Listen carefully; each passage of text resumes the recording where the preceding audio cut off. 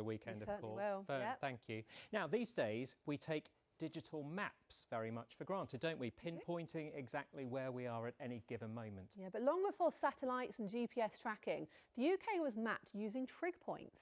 If you've ever been up a big hill, you've probably seen one. John Cuthill has donned his walking boots to celebrate their 90th anniversary.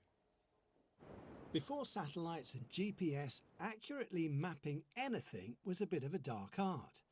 I mean, you could physically measure distances, but stuff's in the way and tape measures are only so long. Step forward this man, Brigadier Martin Hottie.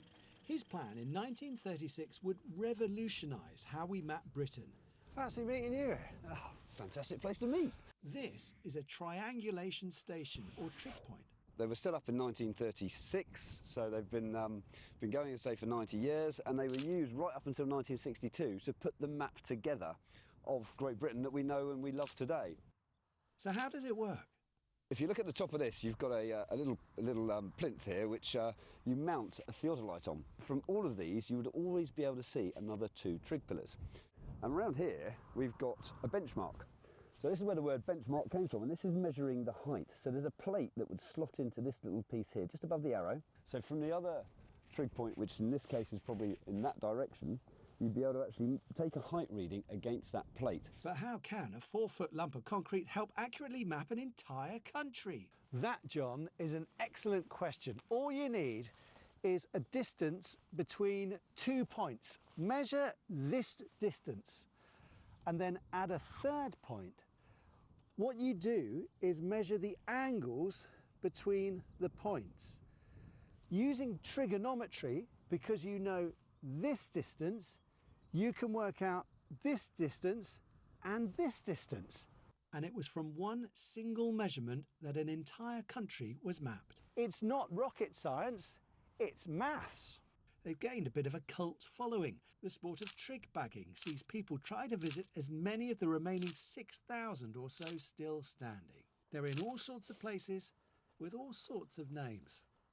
John Cuthill, BBC South Today. I have learned something today because I always thought they were on the top of very high hills. I didn't realise they were on low level. Are you familiar with any of those things? Not really. I have learnt something else, though, that John is also very good at maths. Yeah, maybe.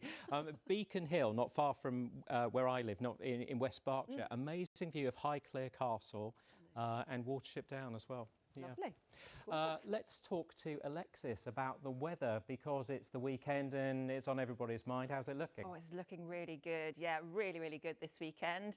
2 twin lambs with their mum in Siddlesham earlier on today in the sunshine, and we saw the sunshine, this lovely picture captured in Wareham by Don, one of our weather watchers. So through the course of today we saw the clouds starting to build. In fact, we had more in the way of sunshine than originally forecast yesterday, so lovely weather watcher pictures. If you go onto the weather watchers website, you can see them there. Tomorrow is dry for many. Isolated showers are possible. You'll be unlucky if you catch a shower because many places will stay dry. This band of rain we've seen nudging its way in this evening will move its way eastwards and clear overnight tonight. Still a fair amount of cloud for the southeast to follow, but under the clearing skies, temperatures will be a few degrees lower than last night, down to around 4 to 5 Celsius out in the countryside. So it's a cooler start to the day tomorrow. Lots of sunshine on offer.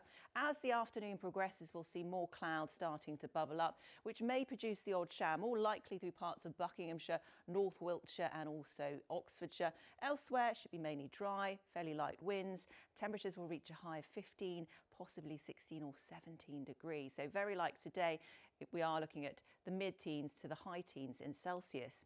Now for the coastal forecast on the inshore waters, the winds are westerly, veering northerly 3 to 5, becoming variable 2 to 4.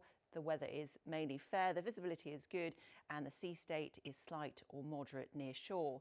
Showers are possible tomorrow evening and tomorrow night, but generally it turns clear as we head through the early hours of Sunday morning, allowing maybe a little bit of a frost to develop first thing on Sunday, with temperatures dropping to freezing or just above. So a chilly start to the day on Sunday with perhaps some mist and fog patches first of all. The mist and fog will lift quickly because of the strength of the sunshine at this time of year, high pressure dominates, moves even closer to the UK as we head through the course of Sunday daytime.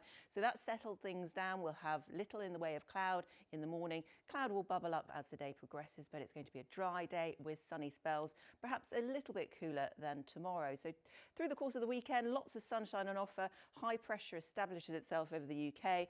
Monday, the high pressure is still with us. Maybe the odd shower on Tuesday with slightly more cloud, and temperatures then start to rise once again into the high teens. So really, we do have a lot of dry weather in the forecast on the way. This weekend is not looking bad at all. But if you'd like to get out with your camera, here's the Weather Watchers website to sign up.